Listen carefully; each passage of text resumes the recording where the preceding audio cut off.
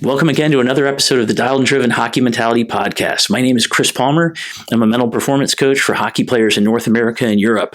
I'm here with Jeff Lerg, who's a former professional hockey player, national champ at Michigan State, in charge of goalie mentors, and created this podcast to try to give you actionable things every single week that you can use. And today we're going to talk about technology and all the great things it can give you, and maybe some of the things to be careful of.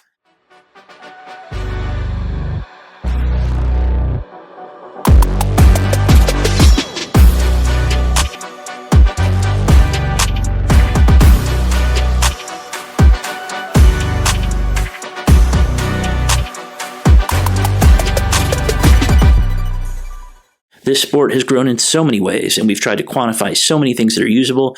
Jeff, will you start us off? Well, we don't want to sound like dinosaurs, being that we grew up in the era before technology was so advanced as what it is right now in the modern day. But as I've been around athletes my whole life as a player, then have navigated into the coaching world. Almost 20 years I've been coaching goalies and athletes. I started a business as a sophomore in college and kind of had it as a hobby, and it became more of a profession as I was grinding my way through the minor leagues. And so learned a lot along the way. But of course, we all know the benefits of the new technology given to athletes, whether it be more video review or instant feedback. You see players watching it on the bench during a game even. And I just look back at my time playing. I was an athlete at Michigan State. We were a prominent program, won the national championship. I think I looked at my game video maybe once a week, maybe.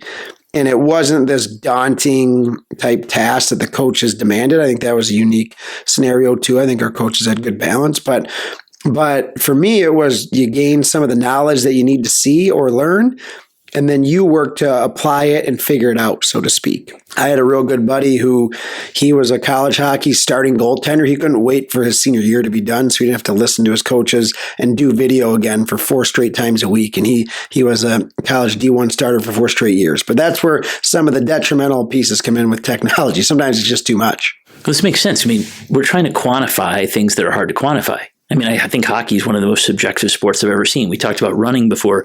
You know who the best guy is? It's the guy who came across the finish line first. Everybody else is like, he's got these attributes, she's got these attributes, and it's tough. So I understand this idea to quantify things. There's a lot at stake. But sometimes when you're trying to quantify things, sometimes you miss the nuance of the fact that we're human beings. And there's things that are outside of digital. There's things outside of ones and zeros. And I remember this great professor I had in college. He used to tell me that you can measure anything, but you might measure it improperly. He used to talk about measuring French fries and how you can even measure the quality of a French fry. You can, but are you really going to tell the nuances of what makes a French fry? Talk about a human, way more complex than a bag of fast food. Every single human has things about them that are just difficult to go to. And there really is a well-intentioned side of the technology, but there could be a bad side. But tell me, just to go on the positive side, wouldn't it be great, though, for people to be looking at what's right and what's wrong? Let's just talk about that. It's really effective, right, to review video. Well, yeah, there's, of course, the benefits. The issue is lied when the athlete, goalie, player, what have you, just relies purely on that being their developmental route. But the benefits, of course, when you see your own game video, you can see, whether you're in the wrong position or didn't make the correct read. There's always that beneficial piece. And you look at athletic training in the sports performance in the gym space. Yes, it's great to see that your jumps are higher and have more power, or your squat power from bottom of the squat all the way up has more force on it. Like that, we've talked about how belief needs to have this tangible feel. So it does give you that at times. But there's the other end of it where maybe things aren't as perfect as those scenarios where, for example, you might have an app that tells you didn't sleep well. And then so the whole day you're thinking like, I didn't sleep well. I can't do this. I didn't have a good night's sleep. I can't go all out. Nope, this thing's telling me that I'm not supposed to go hard. So there's a little area there where you don't really build that mental fortitude. Then that's the reason I wanted to bring this topic up. Like you lose that ability to just push through. Let's go back to that app for a second, or a little bit after. But what I want to go to right now is getting back to the video thing. I said to look at the positives because I don't want to be the naysayer. There's good and bad in everything. Even in awful things that happen, there's good. But this whole thing about video, it is great to see what went wrong. But what's not so great sometimes is when you're doing it 2, 3, 4, 5, 6 days a week. there's some guys in juniors who are doing this stuff 3-4 days a week. And it's a grind because when you go in there, you're watching the stuff and you're trying to make sense of it on top of the fact that you went to the gym, on the top of the fact that you had a skills practice, you had a team practice, you're trying to get your sleep in, trying to get your school in. It's a lot of stuff. And now you're doing video, which is great, but it's another thing you got to put your concentration on. And there is this mental exhaustion thing that can happen. And there are guys who tell me, I'm glad there's video, but it is kind of exhausting sometimes, and sometimes it seems repetitive. And it makes sense because chances are if you're doing the same things wrong in video, it's going to be repetitive. So that part is hard, and it's trying to find that sweet spot between doing enough of this to actually give the benefits of video without the detriment. So tell me more about this band thing. What's the biggest nightmare you heard in the band thing? Because I know they're great in so many ways. They measure sleep quality, all these different things. What have you heard good and bad on the band thing? Yeah, and I want to make sure that I'm cueing everyone in. Like, I have no vendettas against any of the technology. They're, of course, all great with their own right. We're still learning a ton throughout this modern era about how our body responds to things and your sleep cycles and when you can go all out on your max force, et cetera. But I've just been around athletes where they would be looking at their information that, you know, whatever, it's a band or sometimes even the phones can have that technology. And it's like, oh, nope, I'm only at 64% today. I'm not supposed to go hard. And it's like a little head scratching where I grew up in this era where it's just like, hey, you're going all in all the time. You know, and I believe there's that mental toughness aspect, like that I believe I can do anything. I was talking to a college player the other day who was talking about their fitness testing for a team. And they had certain exercises they had to do for their fitness testing for the team. And, you know, college kids, they're out having a good time. And he said, yeah, well, I woke up on one of the Sundays. I performed all of our fitness testing hungover after a long night out with our friends. And it kind of made me believe I could just do it when it mattered. And then so not that that's the best route all the time, but that made him believe that he can do it. And it was the opposite of what technology would say. It would say that, hey, take a rest day. You don't want to go all out. And he tricked his brain into thinking, well, if I can do it when I'm not well rested and not hydrated, I can do it for sure when I'm fully rested and fully hydrated. Yeah, maybe I'll regret saying this later, but I work with plenty of guys who go out and do maybe things they shouldn't be doing the night before a game or a couple nights before a game, or something's happened in their life and they're just up late. I know guys who are super high performing who check off every box you would think of trying to become great, and they get 3 hours of sleep because they've got all AP classes, or in college they've got all this. Whatever the thing is, the prep school stuff's unreal in the Northeast. You got these demands and people are all A's doing everything they can, but what usually falls apart is the sleep part. And in every case, every single case, at some point, the exhaustion gets to a point where they start doubting themselves. And in every case, I go back to this thing that it's a lie. And it really is a lie. Sure, it would be great to get 8-9 hours of sleep. It'd be great to pop in a nap in the afternoons. But when it comes down to it, there is always stuff left in the tank. There is. People are amazingly resilient once they believe they're resilient.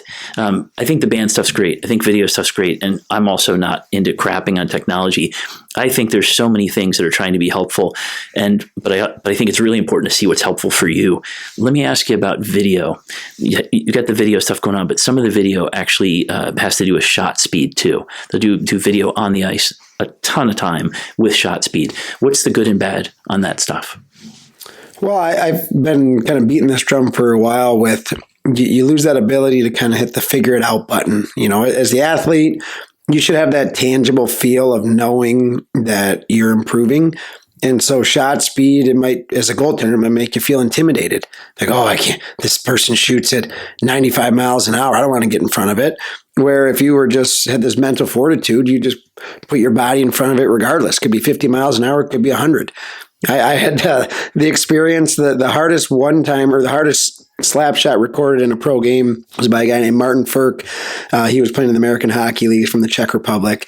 He's playing for somewhere in the American Hockey League All-Star game. I think it was like 5 miles an hour. And I had his teammate 2 years before that. He was playing in the ECHL AA. And this guy would come down every practice, first drill, just rip a slapper head high. So it made I wasn't scared of anything by that point. Like I knew it. I was either going to hit me in the face or go crossbar and in. And he was lethal. So I preferred to just let it hit me in the face. I wanted to make a save. But yeah, no, that's the mentality though it takes though to be successful. It's like there's no fear when you play. You got to be all in. So sometimes that's where I saw some of the detrimental pieces of all the data and recordings. You kind of lose that ability where a scout in the stands can measure all the data points in front of them, but they can't measure that will and that heart and that giant chip on your shoulder. There's no way anyone can measure that. Yeah, we talk about this all the time, this idea that when you're young, if you're just better than everybody else, because some people mature quicker, you feel like it's all going to work out. You feel like you're going to have this great trajectory in your career. But when it comes down to it, you really have to become this incredibly tenacious, just hungry, relentless compete monster to have a chance at going as far as you can go. There's no guarantees. We talked to Phil O'Sear yesterday, the guy who's worked with Detroit and their goalies for years. And Phil said this great thing. Remember, you're asking him, what's the one thing that you think that's like the definitive differentiator among pro goalies versus other goalies? He said the best guys, they love this game and compete to the death. That was his answer. It's a great answer. And that answer you don't necessarily find in a video. You don't necessarily find it in a piece of technology. And all these things help, but there is that thing, something about that every single thing you have, that intensity, that focus. And he saw plenty of it. These are guys who became amazing because they were just on fire. Yeah, passion and compete. That's what he summed it up as. And another avenue we didn't touch on yet was a little bit of the VR training. And some athletes will swear by it. We're a football player, college football player. They're going through their reads and progressions and it helps you get those reps that are sometimes needed. But I know what it doesn't quite do always is it puts you in that uncomfortable situation. There's no sold out crowd in front of you. There's no road game bus that you're taking on the way to the rink where you don't have a normal routine, or there's no night before a game where you didn't get the perfect amount of sleep that you got to kind of battle through and will your way to victory. So all those pieces of technology have a benefit. Of course, they're around. There's some reps that you can gain from each of those, or some guidance or teaching or knowledge. But we don't want to lose sight of that mental piece, the mentality piece, which is what we're so keyed in on and is what has made us both successful in our professional paths. It's that dig in, find a way when you don't have a perfect scenario laid out in front of you. And that's where we wanted to bring this topic up. Take that technology, get your data that you can, but don't rely on it. And there's many athletes who will tell you sometimes it just wears them down. They don't need to see every shift of every game and analyze it. You can analyze yourself. It's called paralysis by analysis. That's a common phrase, and it's very true. I'm working with a kid right now. He's injured, and he's had a really hard time because this injury has taken him about 2 months to get better. And he's a great kid. He's done really, really good. He's a tier 1 guy. But this injury has him sitting at home, and he's on technology doing online school, and he goes to practices, but he can only do so much. And he spends a lot of time alone. And in the end, we're creatures that need all these different things. Like we love being connected to other people. We love going for things we care about. We're so complex that there'll never be an app that truly catches all the nuance of what it is to be a human, and specifically you out of 8 billion. We're all different. And I think technology can be so helpful. But just to draw a picture, if you want to try to do every right thing, it's going to drive you nuts. You can't do every right thing. You'd have to pick and choose from this giant menu of so many options of what to do. Working on mental toughness, working on shot speed, working on working on your RVH, going to this many practices, trying to be on this team, trying to get this, trying to make sure your sleep's good, trying to make your nutrition's good. Yesterday, we talked to Phil. Phil O'Sear said there's guys in the NHL who are so thoughtful and so mindful about what they do that when they go into a restaurant to eat, they want to know how the steak was prepared. They want to know like what oil it was in, that kind of thing, because it's great to try to get all those advantages. But I promise you, as an old guy, it's impossible to get every advantage. And if you're trying to find every single advantage and use every single thing that's out there, you're going to get exhausted. Like you said, please look at these technologies. See what they have to offer. Try them, read about them, see what people say. See what part of that works for you, because then that's a piece of your puzzle. But you are unique, you are unique, you are unique. Use this stuff to your advantage. It may be good. Make sure it's good for you. Yeah, great summary, Chris. And at the end of the day, we still truly believe that athletic success is all about the mentality that you build along the way. Harden yourself up, put yourself in difficult situations, build that belief system, set your goals, work hard to accomplish them, get knocked down, get back up again. And that concludes our episode on our too much technology discussion. And all of our athletes, just a reminder, stay dialed and driven on your goals, as that's the only way to accomplish success. And if you haven't yet followed us on our social channels, we're at Dialed and Driven. And make sure to subscribe or leave reviews, as we love to see and hear your feedback. We'll chat again next week. Jeff Lerg! One of the best saves you will ever see, keeps this game alive! Chris Palmer again, the Hockey Mentality Podcast, Dialed and Driven.